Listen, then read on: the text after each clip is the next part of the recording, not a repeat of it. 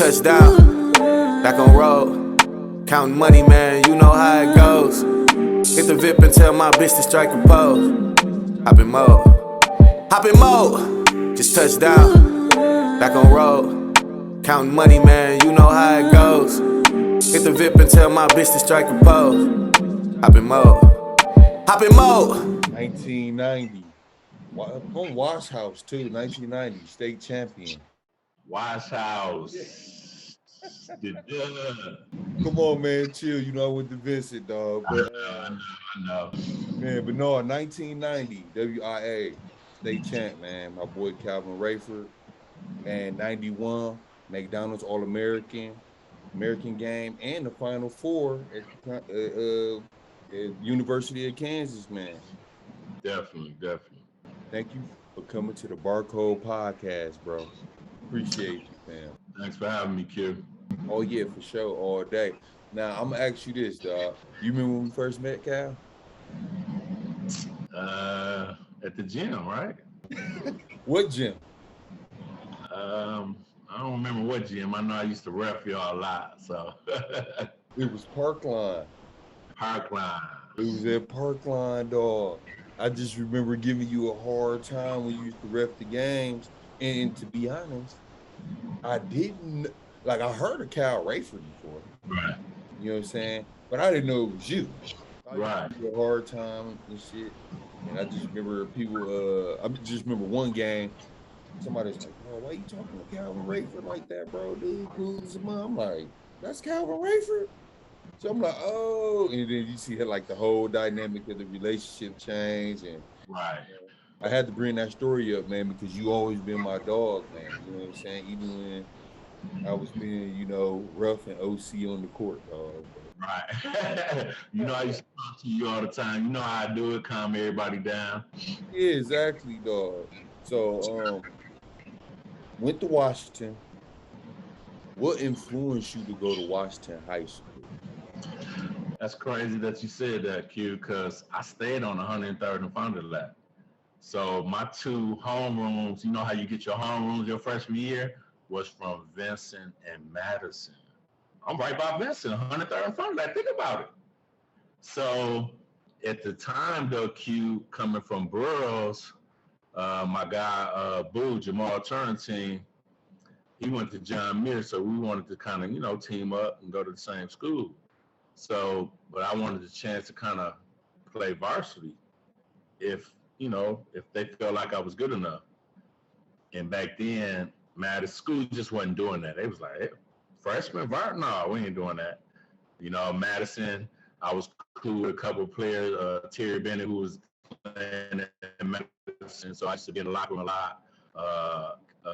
McKissick, Ray Rozak, stuff like that. So they was like, "Nah, you got to play JV." Vincent, Arnold Gillian was there. So, they was just like, "No." So Mark Mitchell was at Washington. He was like, "Cav, if you called enough over here, we move you up over here." So I was like, "Okay, cool." So, gave him the tricks.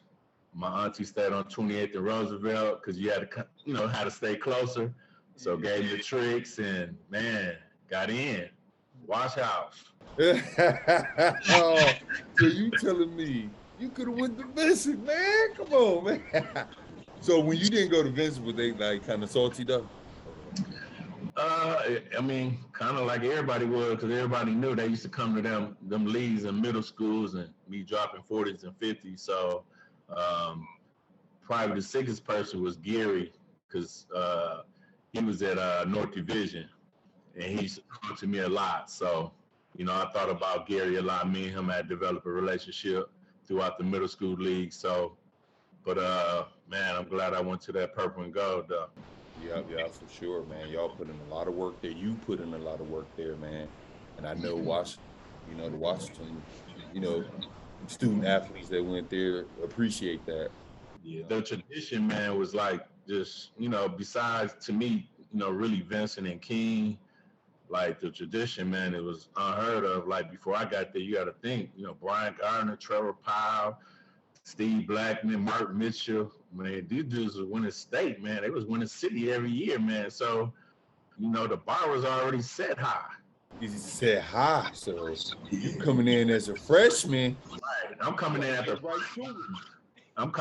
Brian Gardner, man, like Dapper Dan, like, you know, he like opened the door for me, you know, to me, how I look at it. Like he really opened the door for me and a lot of other guards coming out of Milwaukee, because he was doing it like in 83, like young, you know what I'm saying? Where a lot of people weren't saying Milwaukee had good players and stuff. He was pushing through the door, man. Yeah, man. And shout out to Brian Gardner, man, dude. Yeah, BG. What year was Kenneth Spears? The Spear. No, I want to say he's more BG era, but whatever. Hey, killer. I think in one game he had like 60. Yeah. Spears had 60 points. Man, I'm telling you, man. Had some killers at Washington, man. Okay, let me ask you this, dog. I gotta ask you this right now, Cal. And don't be biased, dog. Okay. I think got more killers, man. Washington or Vincent?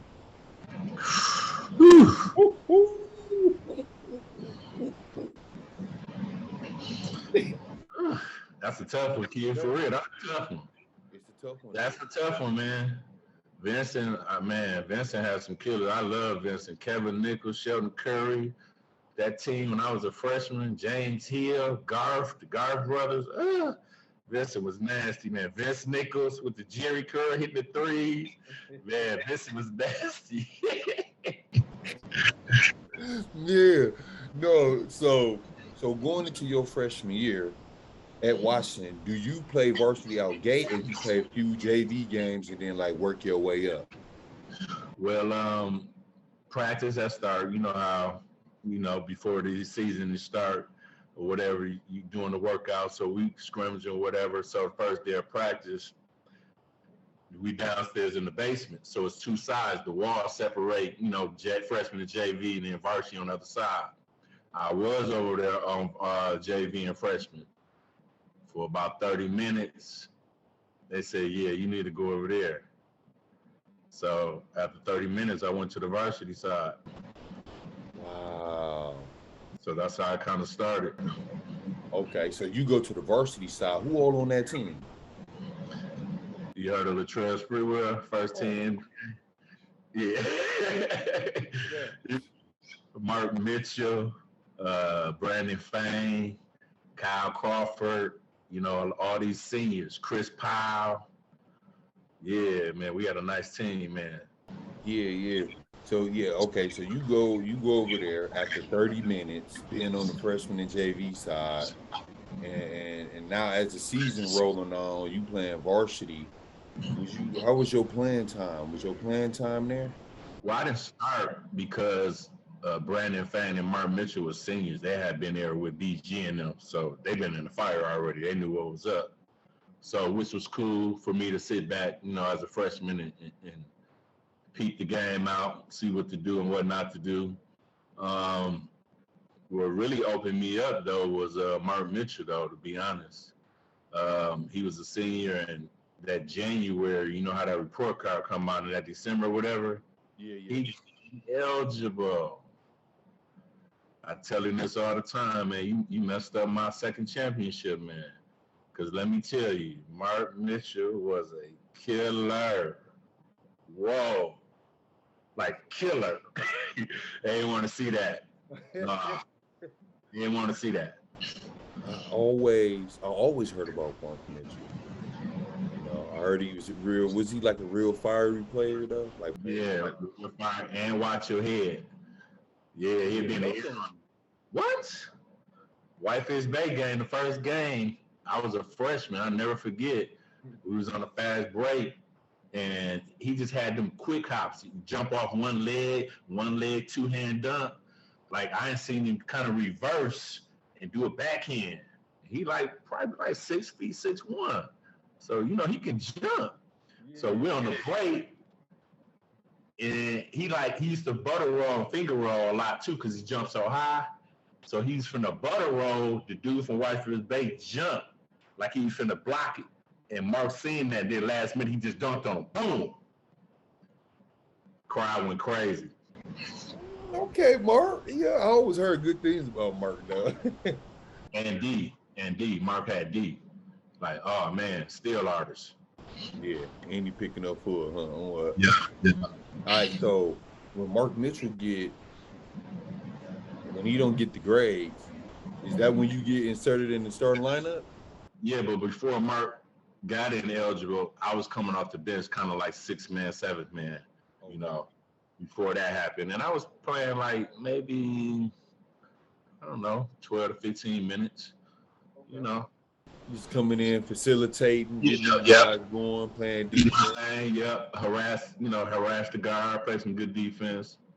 Mm-hmm.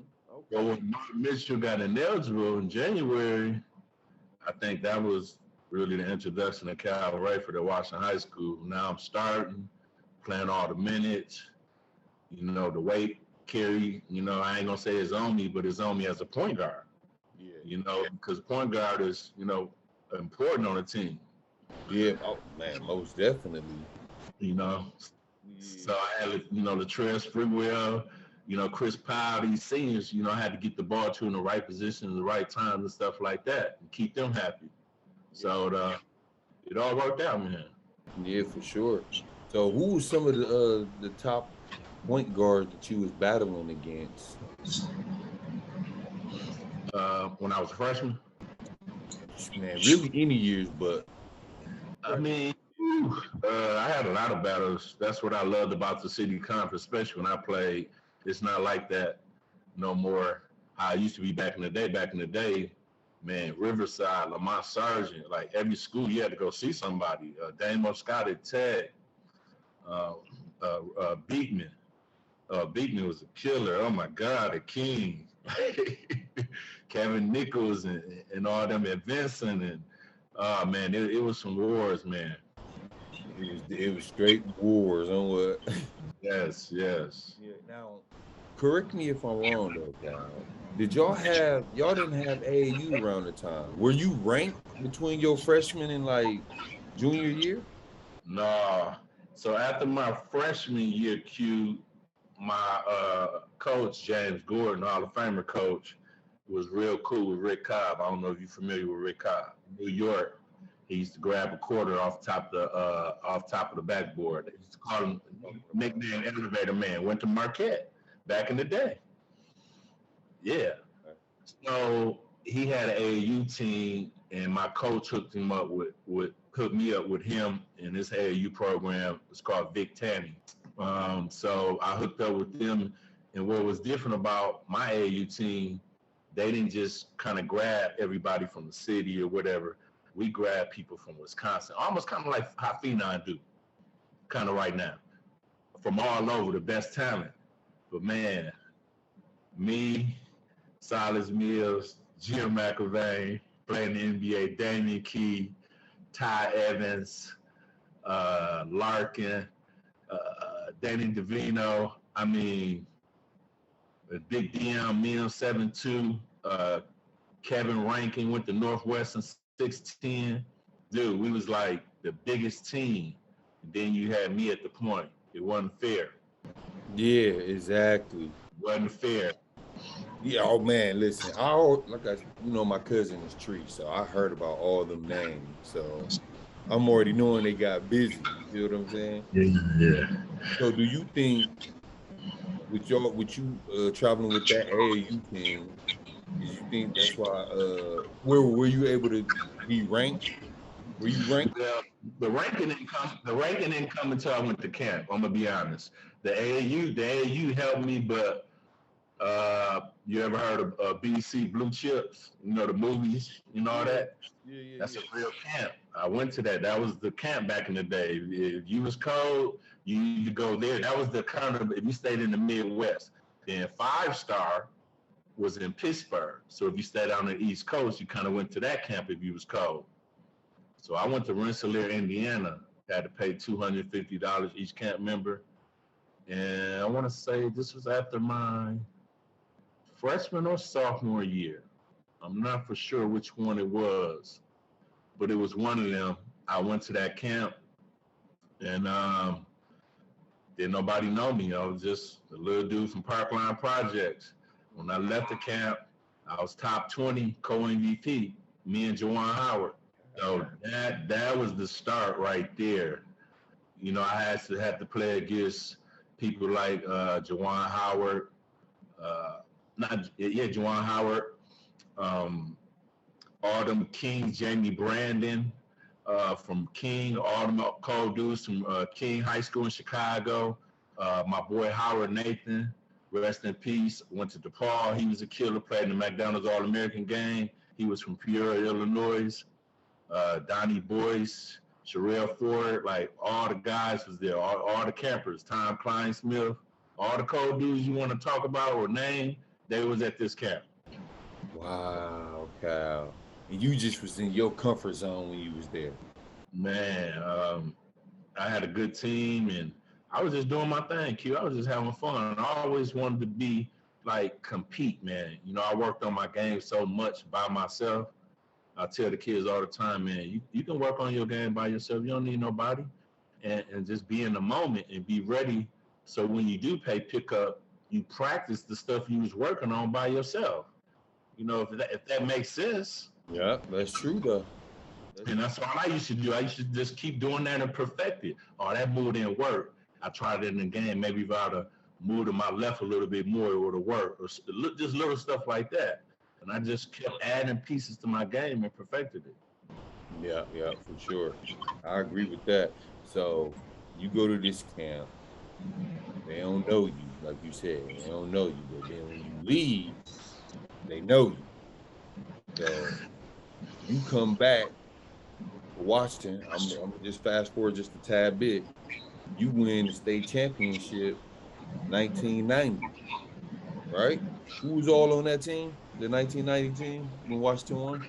Jamal Turntine, Wilton Henry, Richard Royster, Silas Mill. He was another top 50 All-American. You know, so we had a bomb squad. Deion Carter. Yeah, we was nice. Yep, Andre Bowie. Yeah. Brother, yep. Yeah. So you win in 1990. That's your junior year, right? Yeah. That's your junior year. How you feeling winning that state championship for Washington? Because, like you said, coming into your freshman year, you know, they was already getting to it, winning previous state championship. So for you to win that championship in Washington as a starting point guard, how you feeling at that time? On top of the world, because I've been in this BC camp, and you know, I hear the little whispers and chatters. You know, they had the book called Students and Smith about who was the coldest dudes in the world. I'm seeing my name pop up. And then, you know, you win state.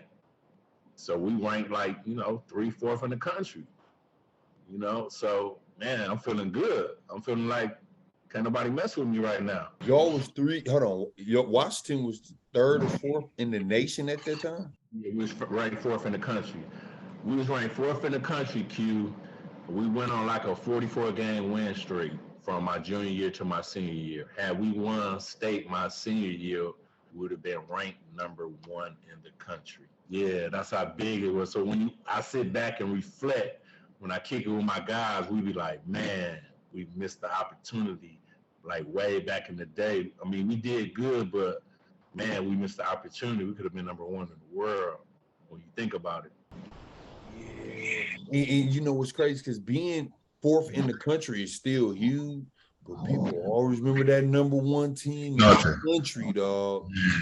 That would have put not just Washington on the map, but that would have put Wisconsin, like, you know what I'm saying? All the state, everybody. Yeah, the whole state, dog. Yeah, that's crazy. Yeah. So who did y'all fall short to your senior year? Tulsa East, Gary Gratz, Preston Johnson, Gary, yep. Gary Owens, Terry Porter nephew. One of them day games, it was at Tulsa East and packed, sold out, can't get in, standing like, man, just one of them days. I mean, you've been in them cold teams at Vincent and you just had one of them days, man. But they was a good team though. I ain't gonna lie, they was pretty good. my guy Nelson though had like 22, 23. We weren't expecting that. We weren't expecting that. So we talk about it, right now to this day, like, man, that was like the game of my life right there. So, yep, they knocked us out. Wow, and this was a state run, not actually upstate, right? This is a state run, right? Ooh, I know that had to sting you, right, Cal? We was sick. We was sick, man. Like, for real, like, from like, I want to say from my junior year to my senior year, we lost one game each year. I lost 2 games in those 2 years. That's how much we was beating everybody, Q. Wow, Cal. Yeah, it wasn't even close. Where's social media back then when y'all was leaving? Where's YouTube at? Like, oh, man. You know what it was? It was the basketball critics. I used to remember my guys used to come to the games, and when I was a freshman, they used to be at the games with their pad. And that's how they kind of used to get the point across and pass it on to their guys in Chicago, Missouri. Look out for this dude, Silas Mills. Look out for this dude, Calvin Rayford. That was the social media then. It was more harder and cutthroat. Yeah, for sure. So you fall short of not upstate, but the state run to Tulsa East High School. What all schools were offering you? And I asked that because, like you just said, it was no social media. It was like a word of mouth. Like, what all schools were offering you your senior year? Everybody. I mean, everybody. I didn't have no Duke. I didn't have no North Carolina. Probably that's probably about it. I don't think. Yeah. Everybody else, man, was offering me. From Arizona to Michigan to New Mexico State to DePaul to Maryland. Yeah. Shoebox. Yeah. Okay. So when you get a chance to play in the McDonald's All-American game, right? Yeah. I actually that question that I just asked you for a reason. So when you play in that McDonald's game, 1991, right? Yeah. When you make it there, because it was in Massachusetts, right? Yeah, Springfield, Massachusetts, where the Hall of Fame. Yeah. Yeah, Massachusetts. What's going through your head? Because I want to say you the same year as then Chris Webber, Jalen Rose, and them, right? Correct. So you go there. Have you been hearing their name? Your senior year. Of course, them books we read, man. Cause you got to think. Chris Webber went to Country Day High School. Jalen Rose went to Northwestern in Detroit, the city of Detroit. So Glenn Robinson went to Gary Roosevelt High School. So we all reading about each other. We all know about each other. They got the stats up. Chris Webber had 34, 16 rebounds. Juwan Howard had 40, 18 rebounds at CVS in Chicago. So we all reading about each other. It was Midwest. So yeah, they know about me. I know about them. Yeah. That's what, that was actually dope. And when y'all just explain the McDonald's All-American feeling. Like, how was the atmosphere? As far as not leading up to the basketball part. Because I know y'all do things not other than just basketball, but how was it when you first made it there? It was nice. You go to the hospital and see kids of that nature who's going through disability problems and stuff like that. So it was almost like you said, it was bigger than just basketball. They do a good job as far as giving back and trying to put a smile on these kids' face who facing adversity. So that was a good experience for me. Yeah, that's dope, man. And you started definitely down this All-American game. You remember who was the starting 5? Yeah. So who wants some of this, Q? Me at the point, Jalen Rose at the 2, Glenn Robinson at the 3, Chris Webber at the 4, Juwan Howard at the 5. Nobody wanted nothing. Nah. Yeah. Wow, that's dope. Now, Y'all was at the McDonald's game. They weren't trying to convince you to come to Michigan. Jalen Rose actually was. Real talk. He's putting the hat on me the whole time. The whole time. He ripped, man, the whole time. He said, that's all we missing is you, little homie. That's all we missing. I had signed with Kansas already, though. That's what I'm saying. So the question that I asked earlier when you played in the McDonald's game, did Roy Williams see you at the McDonald's game, or when did you sign with Kansas? My junior year, they was coming a lot to Washington, but Michigan was there awful lot too, man. Since like I was a sophomore, they was there, like faithfully. So yeah, it was some tough decisions, man. Yeah, come on, Cal. Yeah, it was definitely tough. But dude, you're in Division I, bro. Yeah. You played for Roy Williams. Yeah, Hall of Famer. Yeah. Hall of Famer, that's what I'm saying. Yeah. So McDonald's game, you experienced that, you graduate from Washington, you head into Kansas as a freshman. How was you and Roy Williams' relationship as an incoming freshman? It was cool coming in. Man, it was just a big jump for me, because everything was different. It was more growner. You had to run and do that conditioning thing, that drill. Like you had to do that, pass that before you even make the team at Kansas. You don't pass that, you ain't even on the team yet. I remember Greg Ostertag played in the NBA with Karl Malone. Jazz, right? Yep, 7 foot from Duncanville, Texas. We had to run. It's all separated as far as guards, forwards, and center. You got to make it in so many laps or whatever, and it's time. Yeah. He didn't make it. We see you at 6 a.m, fella. Like you might have to run until you make it. You got to keep coming back, Q. Then that's when you officially on the basketball team. That's how it was at Kansas. And even though you signed already. Roy was. Now, do you think Roy did that to see what your mentality was? That was just part of the program. What it was, really was, you got to think about it. He did it because over the summertime, he like, oh, I want to see who was working out. I want to see who was, was slacking off or who was really working on their game and staying in shape. So he do it early. Like in August when we get there. Lucky, I always took pride in being in shape, So I made it on my first try, but man, I just fell out because I ain't never ran that much in my life. Man, I'm telling you. Yeah. So it wasn't like no culture shock to you when you being from the city, and then going to Kansas. Was Kansas like more of a city? College town, more of a college town. Yeah, definitely a college town. Lawrence, Kansas. Yeah. Lawrence, Kansas. Yeah, I got some people out there that live in Kansas, man. So shout out to my Kansas people. I know they tune into the podcast. Yeah. Shout out to Lawrence, Kansas. Rock chalk. Yeah. So as an incoming freshman, did you start out gate or you coming off the bench? I didn't play my freshman year.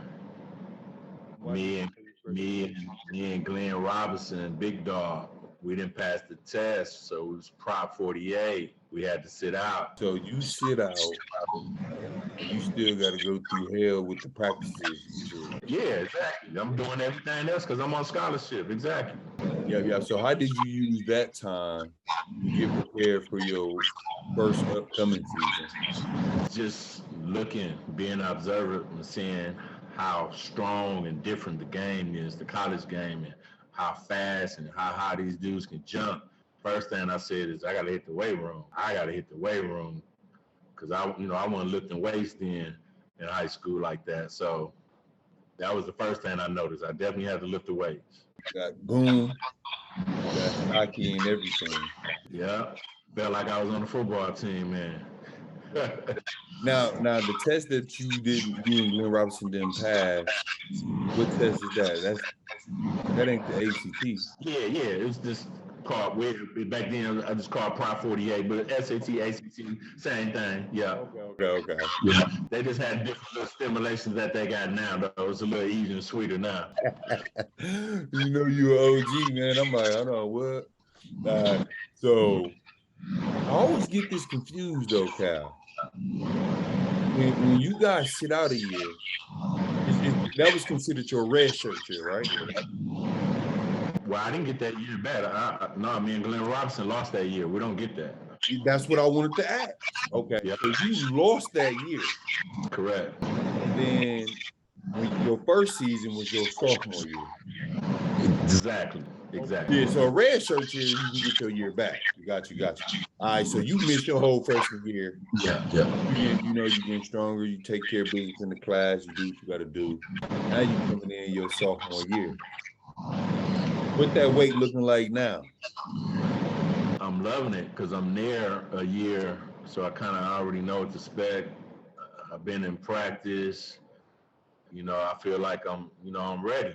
I come home to Milwaukee. I'm jogging by myself. I'm doing all the things I need to do to get ready. As far as basketball wise, what's going through your head? Because it's technically about to be your first collegiate basketball game. You remember the first game that you played, like preseason or the regular season when you all play? I don't remember really like that, nah. But we used to play a couple colleges in Kansas. I want to say Washburn or whatever, just to get our feet wet before the season started. So that's how I approached it. You know, I was just trying to get ready for the Big 8 season. We had two guys there named Adonis Jordan. Rex Walters was killers. They was first team All-Americans in college. You know, Rex Walters got drafted 14th to the New Jersey Nets. I think Adonis Jordan got drafted by the Milwaukee Bucks, second round. So, you know, just looking at them and trying to learn and mimic them and be the best guard that I can be. And how was that adjustment for you? Because you started at Washington, and then your sophomore year you was coming off the bench, right? Yeah. All right, so coming off the bench, how was that adjustment for you? Like, was that difficult for you? Yeah, it was a big adjustment. But knowing that, you know, that you got to keep it real with yourself and know that, you know, Adonis been playing 4 years, top basketball, you know what I'm saying? So he been around. So, you know, to come in just to take his spot, you know, it would have been tough. You know, and I lost my freshman year. I didn't play my freshman year. So all those things hurt me. But to sit back and learn from him was huge, you know, and he was a willing person to, me and him became really close. He used to tell me a lot of tricks to the trades, how the offense should be run and stuff like that. So he was very huge in my development at Kansas. If you sat back and learned from him, I'm already knowing that, you know, he took care of business. You know, he did your thing at Kansas. So let's get into the year y'all made it to the Final Four. Now, the year y'all made it to the Final Four, y'all was battling the Indiana Hoosiers, right? Yeah.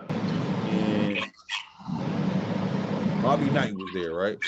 Yep. Calvin Chaney, Damian Bailey. Now, first of all, how was, like, you won upstate 1990. You got that experience, that feeling, you know, bringing the gold ball home, you know what I'm saying, Washington. But now you in the NCAA tournament, man, in the final four against a Hall of Fame coach and a good Indiana team. Well, that wasn't the Final Four, Q. I want to say that was Sweet 16 because that year we beat Indiana and California. J Kidd too. On that run, we beat J Kidd. So who did y'all have to go through? You remember who y'all had to play in order? I remember California, J Kidd, and I think when we beat Indiana, that was the game to go to New Orleans for the Final Four. So you this small guard, and J Kid what 6'5"? 6'5", yep, cat quick like me. Yeah, and you giving it to him. You giving it to him, Cal, or? I would say we both doing our thing, but I've been playing against Jason Kidd like all my life and going them camps. All them camps, you got to think I was a year older than Jay Kidd.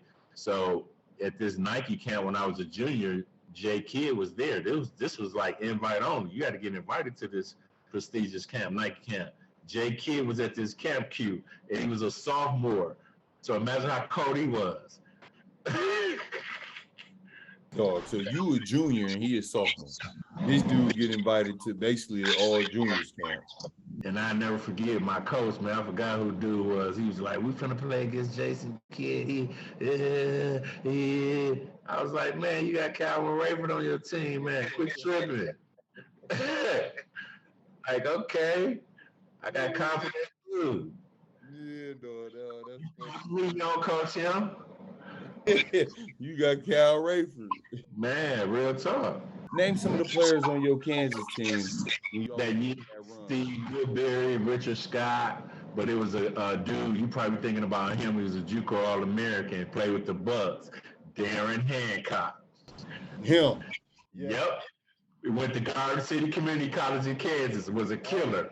Yep. Killer, dog. And when I was watching y'all highlights, I seen that. I'm like, jumping over people, dunking, yeah. That was him. Dog, y'all was getting busy. So y'all make it to the Final Four. Who y'all fall short to?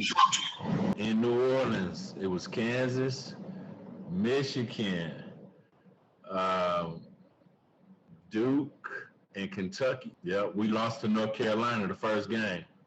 That was the year Chris Webber called the timeout in the championship game in New Orleans. That's the year. That's the same year. You remember watching that game, Cal? In the Superdome in front of 80,000. What's going through your head at that time? Do you think, I know y'all lost that year, but what's going through your head when Chris Webber make that call, man? That timeout. Nerves, and wasn't no true point guard there like me, because if I was there, he wouldn't have been able to call timeout. And as I seen Jalen, as we got older, he said that too. Like, see, you would have took it from his hand. He wouldn't have had the opportunity to call timeout. Cal, you go there. That's easy peasy. Yeah, I mean, do you still got a relationship with them guys now? Yeah, definitely. Yeah, we still keep in contact. Them guys still, very respectful and stuff. And so we're good. Paul Pierce, when do he come to Kansas? What year are you? You're a junior? You a junior? I'm a junior going into my senior year, yeah. And Paul Pierce. How were with you being an older veteran point guard, how did you embrace him coming into Kansas? Basically, I was more like a big brother to him. He was from California, so he was a little kind of wild.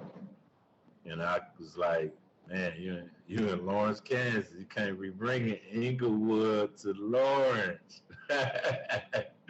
So eventually he understood where I was coming from with it, and, calmed it down, and, just started taking advice from me because I've been there, and, And he had a major impact when he first walked in. Yeah, he did. Yeah, he was 6'7", could do a lot of things. So we really don't think had no wing player like that at Kansas for a while. So it was an instant impact as soon as he got on campus, though. Yeah. How was your senior year as far as like the NCAA run? Senior year was good. I think we lost to Glenn Robinson in the Sweet 16. Yeah, he had 44 against us. Dunked on Greg Ostertag, all type of stuff, man. It was just terrible. That's when him and Grant Hill was going at it the next game. I think Duke beat them, Purdue, yeah. Yeah, I remember that. Dude, Yeah. it's so crazy, dude. Your era, bro, is so crazy, bro. Like Yeah. you can't heal, like even Greg Ostertag. Like I just remember him when he was at Utah. But did he play good at Kansas? Yeah, Greg was nice. I know you couldn't come in there playing around with no layups. He beating that. He got better every year, man. Yeah, exactly. I'm just saying, Ocean Tag had a really productive pro career. You know, playing alongside Karl Malone and John Stockton. I thought he did his job for what they needed. Yeah, yeah, I agree. I agree. So senior year, of course you graduate. I didn't graduate my senior year, Q.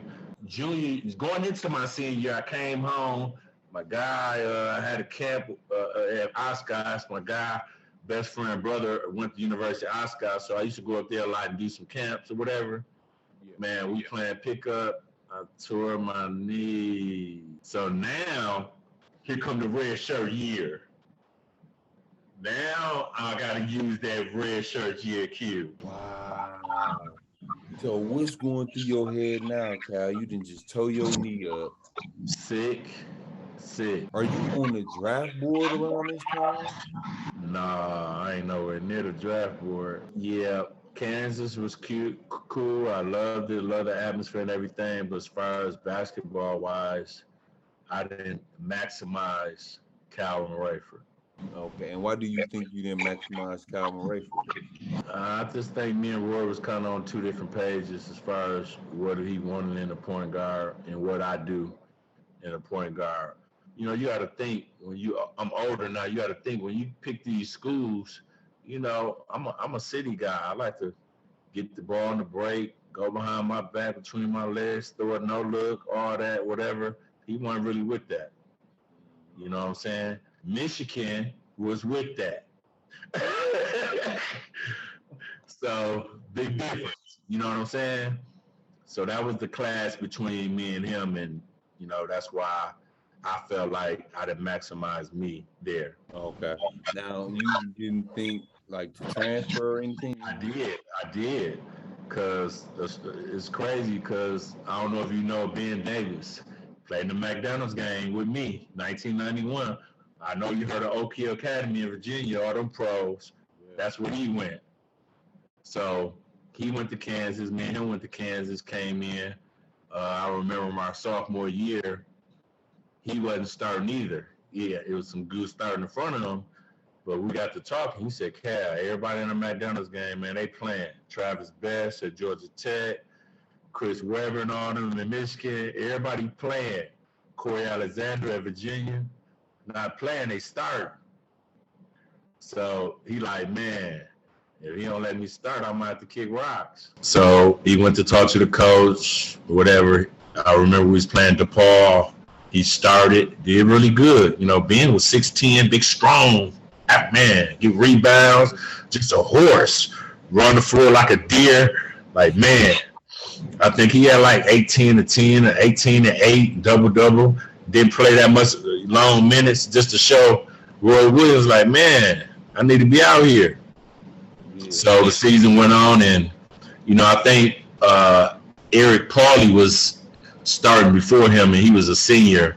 And they, you know, in college, they big on tradition of, you know, paying your dues and stuff like that, and when you're a senior and stuff like that. But I don't know, for some reason, I just think that era, that 1990 run with Chris Webber and them, they kind of like changed the dynamics of things. Because you got to think, when they first got to Michigan, they weren't starting either. Eric Riley, Talley, all them, Michael Talley, all them dudes was playing. Remember, they had a big controversy, and they said, you know what? We need to go with the freshmen. They weren't starting right away. So it took them a while too. But once it got to seeing it and everybody in our class was playing, Ben was like, man, I talked to the coach at Hutz JUCO at Kansas. We can hit it, me and you. And I was like, oh. I was like, man, back then it was like, man, I'm downgrading. I'm already Division I. I'm finna go to JUCO. Yeah. Downgrading. But he was like, you can't think about that, man. You got to think about, we finna go here, win a championship, and then go to another D1. and do the same thing we was gonna do at Kansas, with a little different scenario. We're gonna be playing. Exactly. So moms went with it. My mom's went with it. She went with it. So you did ask moms though, but moms like, Yeah, hell moms no. went with it. I thought about it hard, too. Hard. Guess what? He went, won a championship there, went to University of Arizona, got drafted by the Knicks. So it worked for him. I wasn't even gonna go that deep, Cal. I was gonna say, had you went to Michigan, do you think you would have been drafted? It's hard to say that, I can't predict that. But what I will say is they would have seen Calvin Rayford for real. That I can say. That I can safely say. Yeah. Because if I ain't mistaken, I think one of them didn't go to the NBA, right? No. Ray was more of a slasher, a jumper. Yep.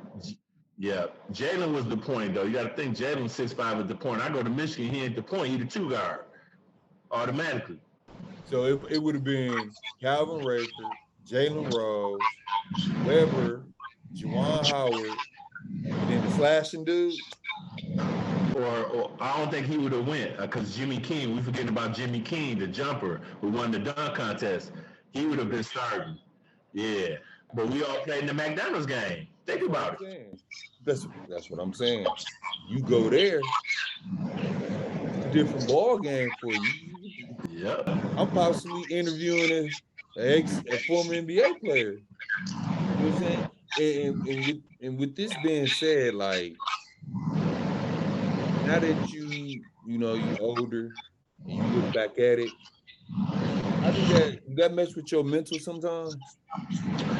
Nah, I could say early in the stage, it did, but when I left Kansas and started my professional career, and over in Columbia, and I'm averaging 20 points and 14 assists, getting steals and over there killing, and they ain't never seen nothing like that, and I'm getting a standing ovation, and they saying some things, and a guy from the team coming up to me said they want you to run around the stadium and give them 5, stuff like that, man.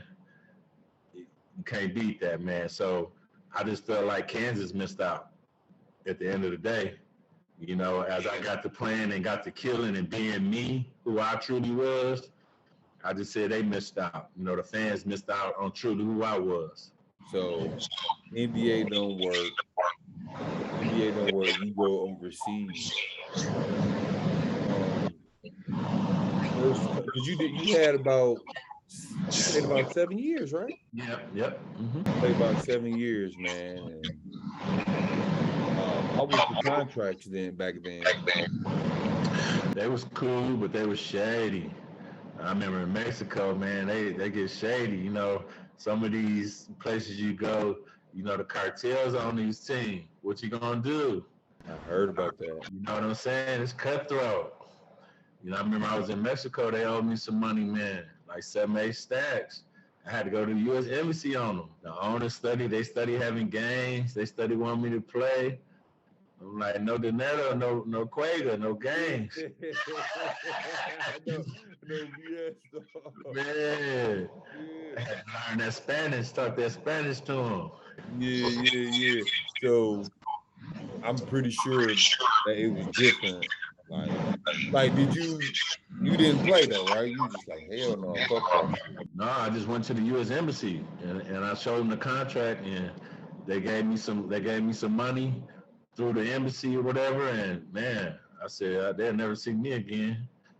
I played in Mexico for about 3 or 4 years back and forth. I was from North Dakota to New Mexico because I played in this league called the IBA, International Basketball Association in North Dakota. Yep, why not North Dakota? Yep, I led the league in assists and steals, stuff like that. Again, being Calvin Rayford. When you go overseas and you chopping that shit up, you ain't thinking about, like, I don't know how it is back in the day. You ain't thinking about, like, I need to try to get an NBA workout. Yeah, of course. That's all in my mindset because I'm still young, and I'm playing now, and I feel like I'm getting better. I'm getting the opportunities. So yeah. But I was like, man, I'm living a life too. I'm getting paid for what I'm doing. I'm seeing the world over a basketball. Man, you can't beat it. You know what I'm saying? Everybody had their own road to success or whatever, and that was just my road. Yeah, I'm thankful I took that road. 7 years is a long time to be, playing overseas, man, and getting it done because they don't speak English. Some of the countries, food different as hell. Everything, man. So I had a great experience. I wouldn't change it for nothing in the world, man. Met some great people, all type of stuff along the way. So, man, I'm really blessed, Q. From where I sit at now, I'm 50 years old, man. When I look back, I'm very, very blessed, man. Of course, the NBA would have been nice. I mean, every man's dream, I was a McDonald's All-American, so, of course, I was thinking NBA. When you come back, do you get into coaching or you get right into teaching? I don't come back. I go to Boston with my guy Paul Pierce. What was out there in Boston, Cal? My guy Paul Pierce, I just got drafted. 10th pick. So I'm saying you was living out in Boston? Yeah, so what happened was, Q, I kind of had to end my basketball career because when I was still playing overseas, Paul was playing with the Celtics. He had got drafted. Because I remember he kept saying, man, come down here. And I'm like, man, I got to get my money right now when I can get it. You getting yours? So he was like, that's real. I got to respect that. I can't just come down there and kick it with you and they still giving me contracts. That don't make sense. Yeah, exactly. If you my guy, that's still going to be there regardless when I get And he respected that. So I kept getting fluid in my knee, Q. I had to get it drained. It was a problem, man. So I had to kind of end it. And then the situation happened with the little stabbing with Paul. I don't know if you remember that. He got stabbed 17 times. Yeah. So he was like, man, he called me. He was like, man, I need you. I said, what you mean? He was like, you remember how you was a big brother to me at Kansas and was keeping me out of trouble and whatever. I was like, yeah. He said, that's what I need right now. So I thought about it by then, and I'm in Milwaukee kind of, finna see what I'm finna get into and do. I think I was working at St. Charles or something at the time, the group home. And he was asking me to come down, and I wasn't for sure. I wasn't like, yeah. The homies was like, man, you tripping, man. You need to go holler at your guy, make sure he's good, and, get him back. And make some opportunities if you can out there and network. So I thought about it, and I thought it was, a good decision. So I did eventually go out there, and I was out in Boston for 5 years. Wow, Cal. See, Cal, I've been knowing you this long, and I never knew that you lived in fucking Boston, dog. Yeah, man. Yep, kicked it hard, man. Did everything. Hey, I did everything with practice. Trust me. Q, I did everything with practice. Oh man, now your body ain't banged up and sore now. I'm playing in leagues out there. I got the code to the facility. I can go in there just like I'm Paul Pierce. So man, everything, man. I'm front row at the games, all that. Man, that's dope, dog. Cal. Come on, Cal. Man, I done talked to you on the phone a million times. You ain't never told me this story, man. I just be humble, man. I just, I did a lot of things. You know me, though. I'm just humble, man, about a lot of things that I did. So yeah, most definitely humble, man. You was just the big brother of like Paul Pierce. You know what I'm saying? Like, dude, like when he in the top 75? Ain't he in the top? Yeah, he was a killer kid. Like I was the front row. I was like to be front row to see that up close, and I was there when he wasn't Paul Pierce yet. When it was, the buzz was steady going up and up and up. I was there during that era and that time, going against AI and all them. Yeah, I was there, man. And that's when it was him and Antoine Walker on the same team, right? Exactly. Employee number 8, my guy, Antoine Walker from Chicago. Yeah. Front row, man. Yeah. Life. So yeah. You back though, Cal. Well, Man, it was just time, man. So many all-star games and private flights you could take and kicking it and, you know, all that. The girls and all that thing. So, man, so much you can do, man. So it was just time for me to come back. You know, I felt like I was Paul Pierce in Milwaukee. So let me come back and set up shop and do some stuff here and give back. And that's what I did. So started teaching at NPS and you know, got a coaching job at Custer at Obama and, man, just been giving back. Yeah, man, that's dope, man. And even though you older than me, I'm proud of you, dog. You know what I'm saying? Because I appreciate it. it's hard to walk away, you know, from that, you know, your guy in the NBA and you around millions and private jets and partying. It's hard to walk away from that. So for you to walk away and come back, you know, to your hometown and, you know, give back to the kids, coaching, teaching, you know, being a teacher and stuff, it says a lot. You know what I'm saying? Like, appreciate that. But, come on, Cal. Come on, dog. You know I was going to do this before I let you go. I got top 5. Washington High School all the time. I'm putting you on the spot. Damn, man. They see this episode, they going to be calling you and texting you. Come on, Cal. Why you put me in the 5, man? Top 5. Wow. Wash House. Man. Well, I'm definitely going to start with Latrell. I mean, when you first see NBA with Michael Jordan, it's a no-brainer. I'm going to put BG before me. I'll put BG at the point because without BG, there's no Calvin Rayford. So I got to put BG at the point, man. I don't know if you know this name, Hot Sauce Billy Ross. You heard of him? I heard of the name, bro. Yeah, 85, man. He was like Charles Barkley down there, man. He was a killer, man. Didn't nobody want to see that. Yeah. I want to say maybe Jeff Askew. Like back in the day, killer. Went to North Dakota, got all type of records to this day. Yeah. Like, yeah. Man, that's 3. Whew.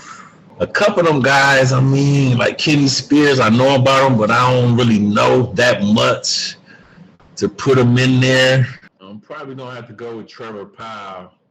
The things that I seen him do at 6'7", that left-hand fadeaway, yeah, he was dominant in high school, like dominant. Yeah, man. Lefty, couldn't get to that, had a nice soft jump shot, and the post game was real. So, and then might have to put probably somebody like Mark Mitchell in there. I like it. I like it. Yeah. Even though there was a guy named Larry Hamilton went to Washington that was a killer too in like 82. So, like you say, man, Vincent and Washington, we had a lot of killers, man.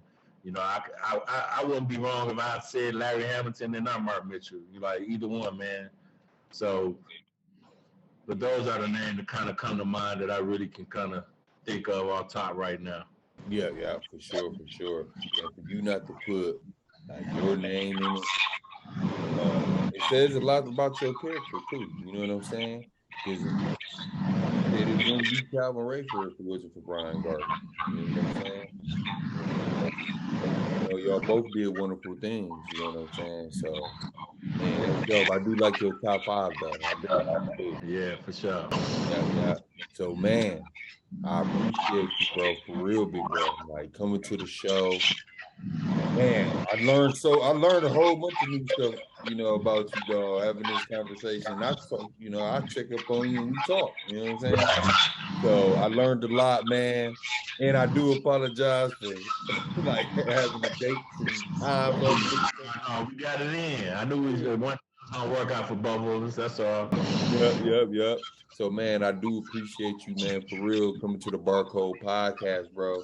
My dog, Calvin Rayford, fam. Washington native, Wash House. Put up them dubs.